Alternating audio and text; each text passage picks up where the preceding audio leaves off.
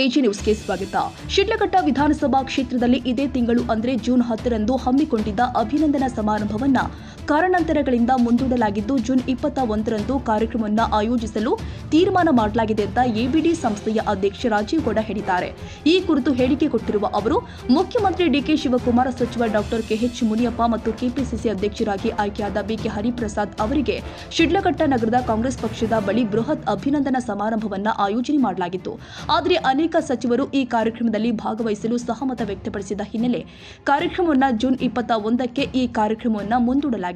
ಕಾರ್ಯಕರ್ತರು ಮತ್ತು ಮುಖಂಡರು ಸಹಕರಿಸಬೇಕು ಅಂತ ಮನವಿ ಮಾಡಿದ್ದಾರೆ. ರಾಜ್ಯದಲ್ಲಿ ಮುಖ್ಯಮಂತ್ರಿ ಡಿಕೆ ಶಿವಕುಮಾರ್ ಅವರು ಯುವಕರಿಗೆ ಸಂಘಗಳನ್ನು ಸ್ಥಾಪನೆ ಮಾಡಿ ವಿಶೇಷ ಕೊಡುಗೆಯನ್ನು ಕೊಟ್ಟಿದ್ದಾರೆ.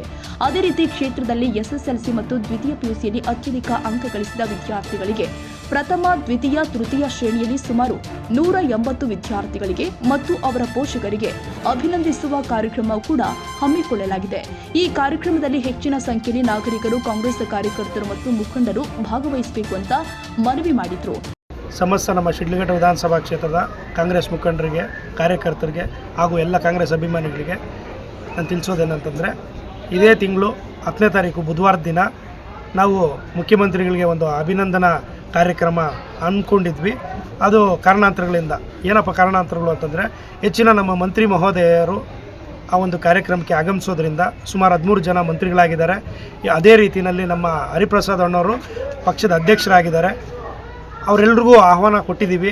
ಅವರೆಲ್ಲರೂ ಒಂದು ಬರುವಂಥ ಮುನ್ಸೂಚನೆ ಇದೆ.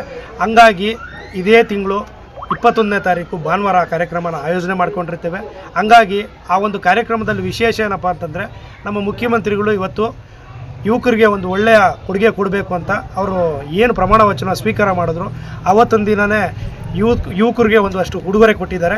ನಾವು ಕೂಡ ಯುವಕರಿಗೆ ಒಂದು ಒಳ್ಳೆಯ ಉಡುಗೊರೆ ಕೊಡಬೇಕು ಅಂತ ತೀರ್ಮಾನ ಮಾಡಿ, ಏನಪ್ಪ ಅಂತಂದರೆ, ನಮ್ಮ ಶಿಡ್ಲಘಟ್ಟ ವಿಧಾನಸಭಾ ಕ್ಷೇತ್ರದಾದ್ಯಂತ ಯಾರು SSLCನಲ್ಲಿ ಓದಿ ಪಾಸಾಗಿದ್ದಾರೆ ಅಂಥ ಮಕ್ಕಳಿಗೆ, ಅಂದರೆ ಸುಮಾರು 60-65ಕ್ಕೂ ಹೆಚ್ಚಿನ ಶಾಲೆಗಳಲ್ಲಿ 1ನೇದು, 2ನೇದು, 3ನೇ ರ್ಯಾಂಕ್ ಯಾರು ಪಡೆದಿರ್ತಾರೆ ಅಂಥ ಸುಮಾರು ಒಂದು 180 ವಿದ್ಯಾರ್ಥಿಗಳನ್ನ ಗುರುತಿಸಿ ಅವ್ರ ಜೊತೆಗೆ ಅವ್ರ ತಂದೆ ತಾಯಿಗಳಿಗೂ ಕೂಡ ಒಂದು ಅಭಿನಂದನಾ ಕಾರ್ಯಕ್ರಮ ಇಟ್ಕೊಂಡು ಅವ್ರಿಗೂ ಕೂಡ ಓದೋದಕ್ಕೆ ಒಂದು ಒಳ್ಳೆಯ ಒಂದು ಉಡುಗೊರೆ ಕೂಡ ಕೊಡಬೇಕು ಅಂತ ತೀರ್ಮಾನ ಮಾಡಿದ್ವಿ. ಅದೇ ರೀತಿ PUCನಲ್ಲಿ ಪಾಸಾದಂಥ ಸುಮಾರು 60-65ಕ್ಕೂ ಹೆಚ್ಚಿನ ಮಕ್ಕಳು, ಅಂದರೆ ಎಲ್ಲ ಕಾಲೇಜುಗಳಿಂದನೂ ಕರೆದು 1ನೇದು, 2ನೇದು, 3ನೇದು ಅವ್ರಿಗೇನು ರ್ಯಾಂಕ್ ಬಂದಿದ್ದಾರೆ ಅಂಥವ್ರಿಗೆ ಅವ್ರಿಗೂ ಮತ್ತು ಅವ್ರ ತಂದೆ ತಾಯಂದಿರಿಗೆ ಕರೆಸಿ ಒಂದು ಒಳ್ಳೆ ಉಡುಗೊರೆ ಕೊಟ್ಟು ಸನ್ಮಾನ ಮಾಡಬೇಕು ಅಂತ ತೀರ್ಮಾನ ಮಾಡಿರ್ತೀವಿ.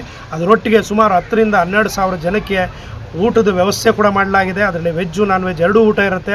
ಖಂಡಿತವಾಗ್ಲೂ ಒಂದು ಕಾರ್ಯಕ್ರಮದಲ್ಲಿ ಭಾಗಿಯಾಗಿ ಆ ಒಂದು ಊಟದ ಎಲ್ಲರೂ ಕೂಡ ಊಟ ಮಾಡ್ಕೊಂಡು ಹೋಗಬೇಕು ಅಂತ ಹೇಳಿ ತಮ್ಮಲ್ಲೆಲ್ಲರಿಗೂ ಕೇಳ್ಕೊಳ್ತೀನಿ. ಎಲ್ರಿಗೂ ಒಳ್ಳೆಯದಾಗಲಿ, ಧನ್ಯವಾದಗಳು.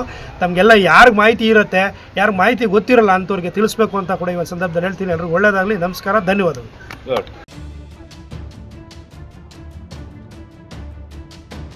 ಕನ್ನಡಿಗರ ಮೆಚ್ಚಿನ ನಿಮ್ಮ ಎಜೆ 24/7 ನ್ಯೂಸ್ ಕನ್ನಡ ವಾಹಿನಿ ಇದೀಗ ಟಿವಿಯಲ್ಲಿ ಲಭ್ಯ. ವೇಳೆ ನೋಟಿಸ್ ಕೊಟ್ಟಿದ್ರೆ ವಾಪಸ್ ತಗೋತೀವಿ. ಇವತ್ತು ವಕ್ಫ್ ಪ್ರಾಪರ್ಟಿ ಅಂತೇಳಿ ಬರ್ತದೆ ಅಂತ ಹೇಳಿದ್ರೆ ರೈತರು ಬೀದಿಗೆ ಬಂದ್ರೆ ಏನ್ ಮಾಡ್ಬೇಕಾಗತ್ತೆ? ಯಾರು ವೋಟ್ ಹಾಕಲಿಲ್ಲ ಅಂದ್ರೆ ಗ್ಯಾರಂಟಿನೆಲ್ಲ ಸ್ಟಾಪ್ ಮಾಡ್ಬಿಡ್ತೀವಿ.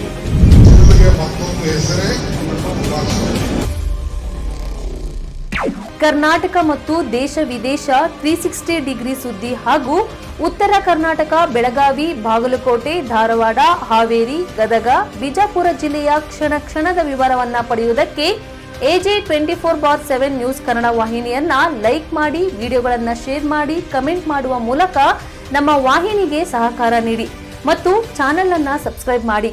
ಧನ್ಯವಾದಗಳು.